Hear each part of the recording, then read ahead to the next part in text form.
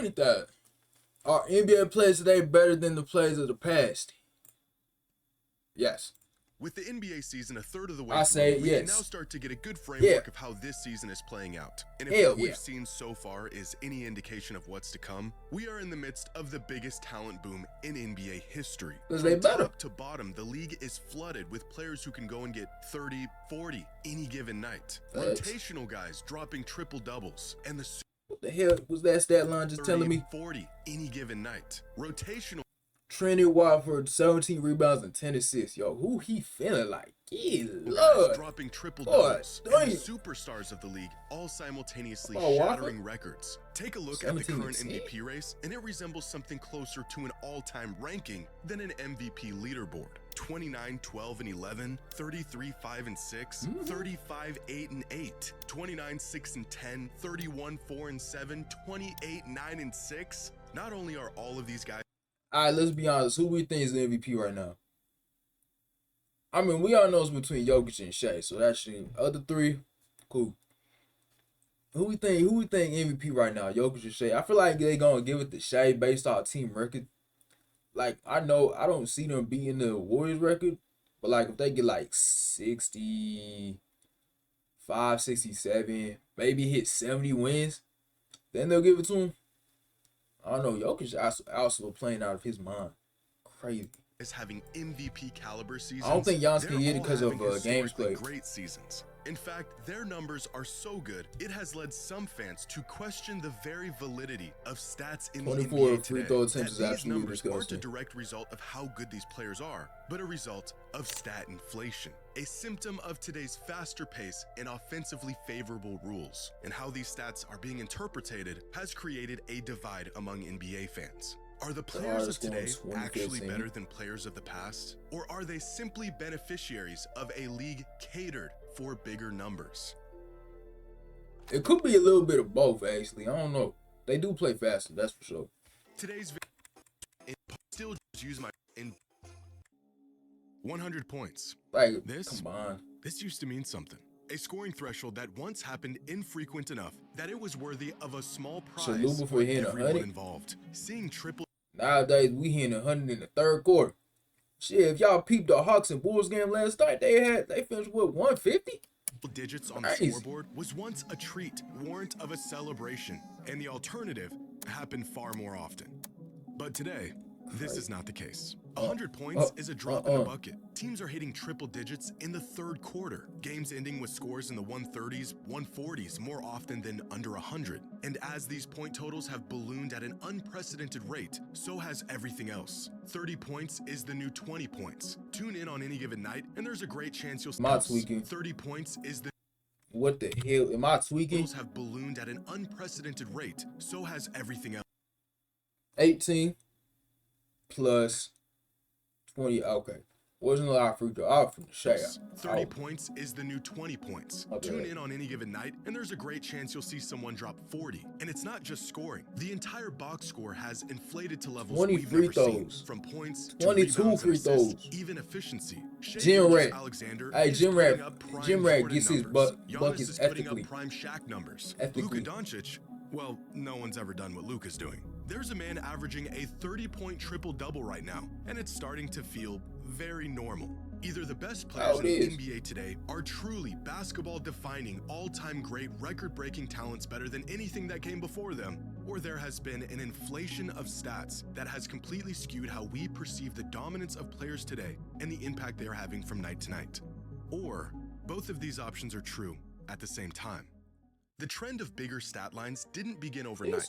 It has been slowly inching up for about a decade now. The stat line of 25, 5, and 5 was at one point such a difficult stat line to average that it was achieved just 7 times throughout the entire decade of the 90s. 5 of those 7 seasons were Michael Jordan. Throughout the 2000s, the pool of players to hit this threshold jumped to 18. T-Mac Kobe, T-Mac Kobe, T-Mac, Bron, T-Mac Kobe, Bron Wade, Bron Wade, Bron Kobe, Bron Kobe, Bron Wade, Bron Kobe, Bron Bron.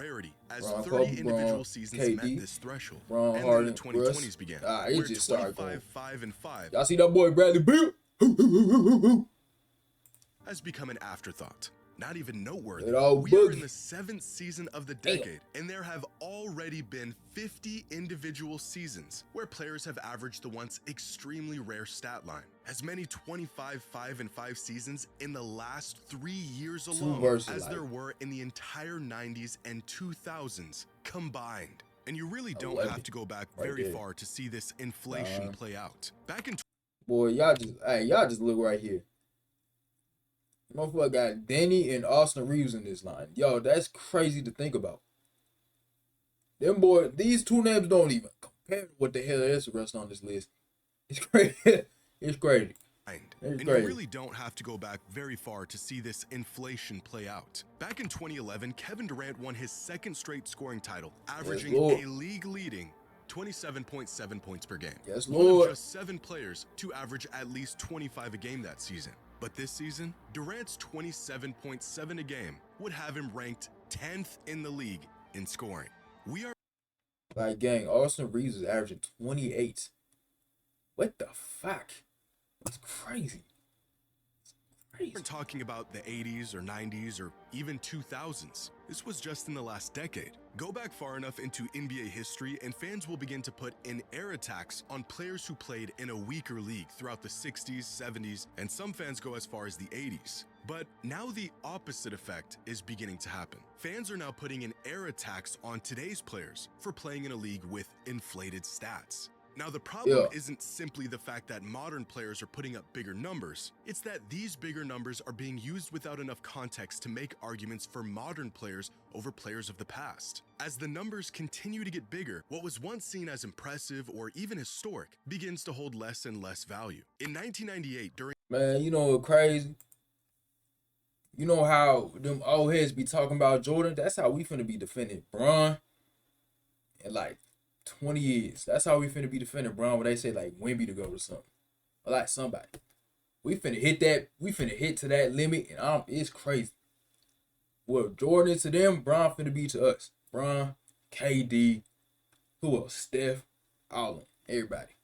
In his last season with the Bulls, Michael Jordan averaged 29 points, 6 rebounds, and 3 assists a night on 53% true shooting. It wasn't his most impressive season statistically, but it was more than enough to earn him a scoring title, Wemby in that. and a league hey, MVP. Fast forward nearly 30 years, and there's a player with a similar stat line. Austin Reeves, Whitehead. My fault. Fuck, Bron. You crazy. You know how you ain't say fuck KD? You know. In the NBA today, 28, 6, and 7 a game on 66% true shooting. Numbers that are arguably better than MVP Jordan. But this isn't Shai Gilgeous-Alexander. It's not Luka or Anthony Edwards. It's Austin Reeves, a second option who is currently putting up a better box score than the best player in the world less than 30 years ago. But it doesn't take a basketball savant to know Austin Reeves is not as productive, impactful, or as good as Michael Jordan was. And yet, without enough context, some people could, and unfortunately some people have, made this argument in favor of modern players. Stats throughout the NBA today are in fact a bit inflated compared to the past. But what exactly is causing this inflation? And are these numbers a true reflection of the impact players are making? The game today is undoubtedly faster than it was in the past, specifically 15, 20 years ago. If we look at the average number of possessions per game over the last 3 decades, the pace of games around the league has increased drastically over the last 20 years, from just 90 possessions a game in 2006 to 100 possessions. Y'all must have been playing some ugly ass ball in 99. That shit must be terrible. Oh, that must have sucked. Man, who's watching that? They take the whole shot clock back in 99. Ugh. Playing nothing but post up and wait until you get a good shot. Possessions today. This valley right here, known as the dead ball era, where games would regularly end with teams scoring under 90 points. If we want to talk about taxing an era, it's these players here who really got the short end of the stick when it comes to the box score. They essentially played less basketball than any other era in NBA history. But faster pace doesn't exactly explain the increase in output that we're seeing around the league today. If we level out the pace and look at how many points teams are generating per 100 possessions, then scoring today is still way up from where it was in the past. From 1997 clear up until about 2016, teams around the league scored about 105 points per 100 possessions. Today, that number is up 10% to 116 points per 100 possessions. 105, so what, basically scoring 11 more points. What's up, man? Why are you... I was like doing that smirking. So even considering the pace of play, teams today are scoring the ball and generating more offense than they ever have. If we look at some of the absurd numbers from top players around the league this season and adjust their numbers to a more modest pace like what we used to see in the 2000s and early 2010s. Wait, my fault. Well, then Jokic still averaging a triple-double. Shai still putting up 30. Giannis is still doing what he do. Luka's still averaging 30. Okay, all right. Pretty similar numbers, but just like 2 less buckets. Their numbers come down a bit, but they're still absurd. Shai and Maxey are still averaging 30. Luka is still averaging 32, 8, and 8. And Jokic still has a 30-point triple-double. As nice as it would be to just explain all of this away with pace, the speed at which games are played today is not as big of a factor as it is said to be. So what exactly are the other factors? The league has very slowly, very deliberately nudged teams and players in the direction of more offense for the past few decades. Look back through the history of rule changes. Ain't nobody trying to watch that slow-ass stank offense back in the 90s? NBA added the three-point line. Like, come on, man. They cracked down on hand checking and couldn't play his own defense. Like, you added a 3-point line in the 80s. That's disgusting. What the hell was y'all doing before that? 24-second shot. 24-second clock is on the reset when the basketball hit the rim. Okay. Zone defense rules to speed up the game. and 3-point line. Shortened the 3-point line. Terrible.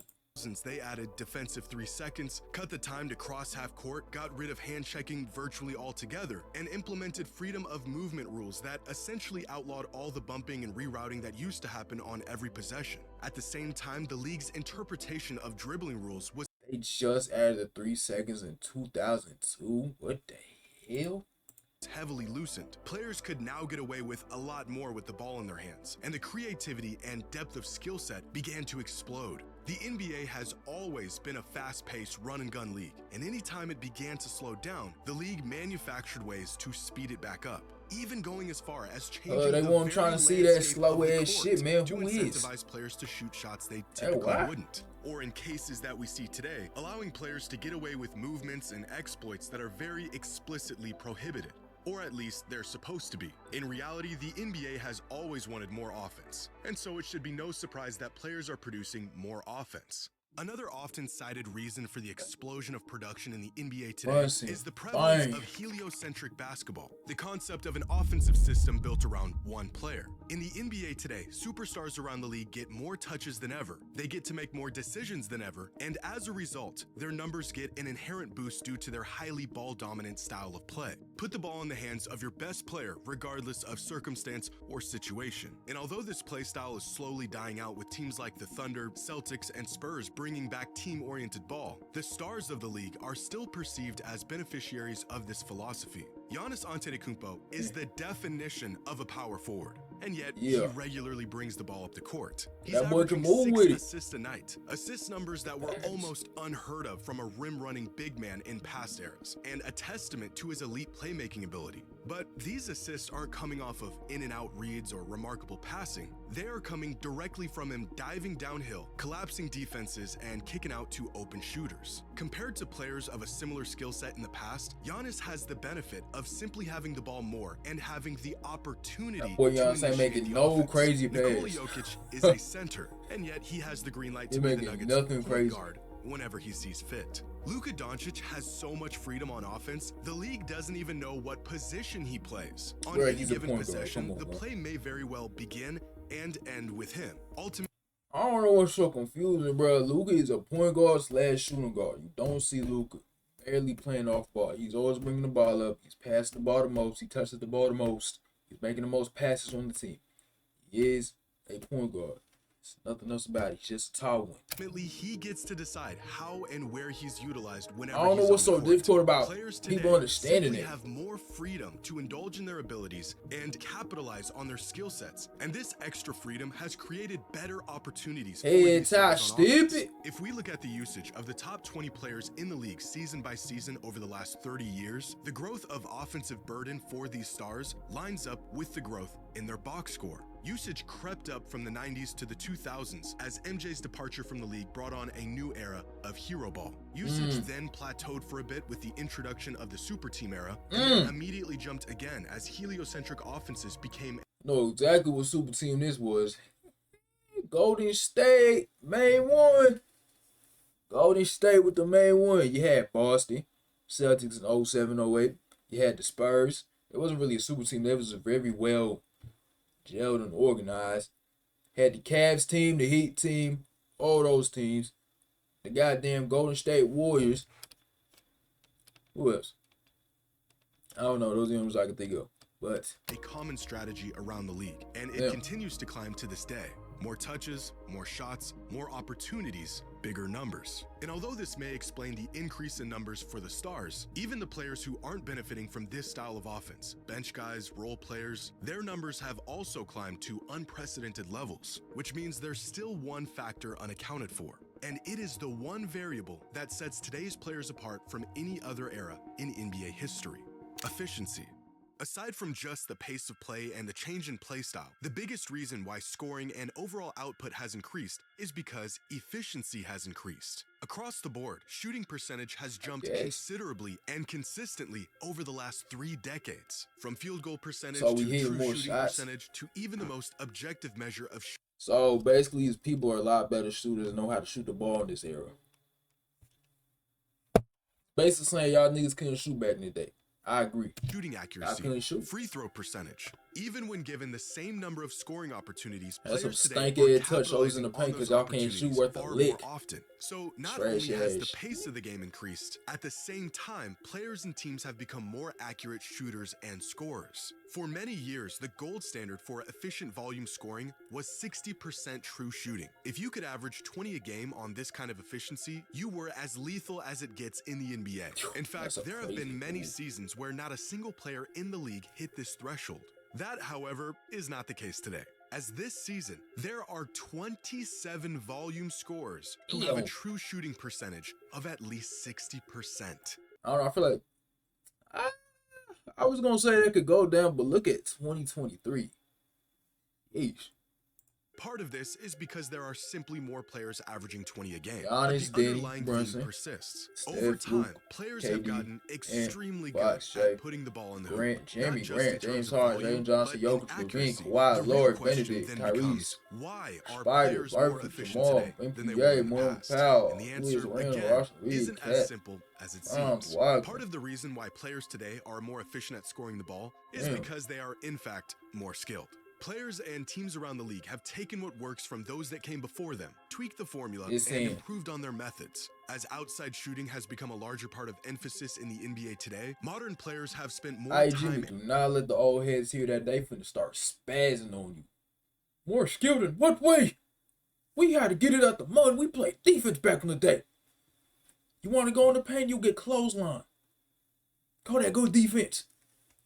I ain't good defense. You just smack the fuck out of me when I'm trying to shoot a shot. You can't guard me. That's okay. You can't. And effort getting good at that part of the game. Teams also understand and tackled me mid-air going for a layup. More now than they have before. I'm just trying to get a bucket in your foul. Shift teams made okay, you're trying to put me through the table. You're trying to Bautista bomb me out the air. I don't think that's fair, but I mean, hey. On three-pointers, work for the Pistons, didn't it? And you can score more points faster than before with greater efficiency by leveraging the statistical advantage of the three-pointer. This shift didn't just change the points on the board, it changed the very geometry of the game and what skill sets are valuable. Not only are players better at shooting the ball now, but smarter, more complex offenses now set players up for better, more open looks. Thanks to tracking data and advanced metrics, organizations around the league can now pinpoint exactly where the best shots are and how to get those shots more often. If someone had convinced KG to just take one step back on all of his long twos, his numbers would KG could have probably hit it looked a though. lot He took better, some and his long efficiency twos. would have naturally increased. As teams got smarter, shot selection got better. Threes and layups have taken over the shot diet of players around the league, and scoring numbers not only went up, but they got significantly more efficient. Pair this better understanding of where the advantages lie with about 10 extra possessions a game, and you've got a recipe for larger scoring numbers both for teams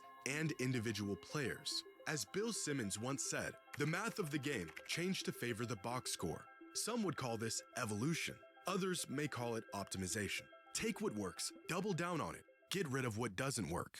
20 years ago, the Phoenix Suns were reinventing offense under Mike D'Antoni and breaking records with their volume and pace. First in the league in points per game, three-point attempt rate, three-point percentage, true shooting percentage, and just about every other offensive metric. They were far and away the best offensive team in the league. And yet, compared to today's standards, the 06 Phoenix Suns were sluggish, inefficient. Look at a shot map from that 06 Suns team, and you can see exactly how teams approached offense in an era that featured the lowest point totals in NBA history. Despite their best spots on the court being near the rim and from beyond three, the Suns attempted the majority of their shots in here, somewhere in between. From beyond the three-point line, they scored 1.2 points per shot, the best three-point shooting team in the NBA. From within 6 feet, they scored 1.25 points per shot, and everywhere else, they scored just 0.85 points per shot. Damn, they sucked. Why did the Suns shoot so many shots from areas on the court where they were least efficient? Well, at the time, they weren't. That season, the Phoenix Suns shot more threes than any team in NBA history. They thought they were shooting a lot of high percentage shots. Fast forward 20 years, and we now know you can 39 for the team is nuts. Take this concept a whole lot further. Compare the 06 Suns to the best offense in the league today, the Denver Nuggets, and you'll see not just how the game has changed, but the effects of those changes. In 2006, the Suns scored 106.4 points per game. This season, the Nuggets score 125 points per game. But I want you to take notice of a few different metrics here. Like pace. The Suns had a pace of 95.8 possessions per game, which isn't too far off from this year's Nuggets with 98.9 possessions per game. Even when you adjust these teams to the same exact pace, the Nuggets are scoring 125.9 points per 100 possessions to the Suns' 111.5, despite having the same exact efficiency, both near the rim and from outside. So where are all of these extra points coming from? Well, from near the rim and outside. After further investigation, the league realized that these shots here in between are just not worth the hassle. They literally aren't worth as much as other shots. In 2006, the Suns, a revolutionary offense, shot 40% of their shots from this in-between area. This year, the Nuggets only shoot 19% of their shots from this area. The NBA has game-theoried its way to the most productive, most efficient version of basketball. Steve Nash was one of the greatest shooters in NBA history, shot nearly 45% from three for nearly a decade, and yet he only attempted 3 to 4 three-pointers a game. Why? Well, because they just didn't know any better. We played a style that was thought to be revolutionary at the time, but really we should have doubled down. And Mike said this before, we should have played faster, we should have played smaller, we should have shot more threes, Steve. I mean, they had a good ass offense, but I don't know how their defense was, but I'm guessing that's what got them killed. They had the best offense in the league, but they kept losing in the playoffs. Like the same team. Way more threes. We were just playing a style that suited our roster, suited our personnel. It was foreshadowing for the future. I think I was too conservative shooting the ball. Like I should have walked into way more threes. I should have looked for more threes, but I didn't come out like Steve could shoot. Try to, get 20 in the first half because I didn't think that would do my team any favors. Now we know numerically it just makes way too much sense and not enough sense. And the game wasn't ready for that yet. Right. We didn't value the analytics. We probably weren't even, analyzing things to the extent we are now, or even, 2 or 3 years after 2007. More than skill, more than personnel, more than pace, how teams are approaching offense and the extent to which they understand the value of each shot and how to get those shots is by far the largest contributor to the inflation of numbers we see today. Not only have players leveraged the knowledge and skills of those that came before them to become better players, teams around the league have leveraged the data and systems of teams that came before them to create offenses tailor-made for these new, improved players. The evolution of the NBA isn't necessarily in the talent itself, it's how the talent is utilized. Nikola Jokic is a generational player, and he also plays in a system that allows him to maximize all of his abilities. Steph Curry is the greatest shooter ever, but he It's really his fault that everything's just so much threes, and more threes. He the one that started jacking up threes. It was like, dang, it's going in. Maybe we should do that. also plays in an era that allowed him to reach his potential. Luka Doncic is one of the most versatile offensive engines the game has ever seen, and he also plays in a league that allows him to be a point guard, or a shooting guard, or a small forward on any given possession. And give me that. Gilgeous-Alexander is putting up prime Michael Jordan numbers. He really is that good. But he also plays in the smartest, most efficient, cerebral era in the NBA's history. And he don't be taking out much threes too. Are the numbers we see in the NBA today a symptom of stat inflation, or have the players simply gotten better? Well, it's both. The math has changed the game, but the players have changed too. Facts. I'm just saying, don't let no old head hear that we better than them nowadays. They finna start spazzing out. Like, I promise it's okay. It's okay. You don't gotta kill us for that. It's okay.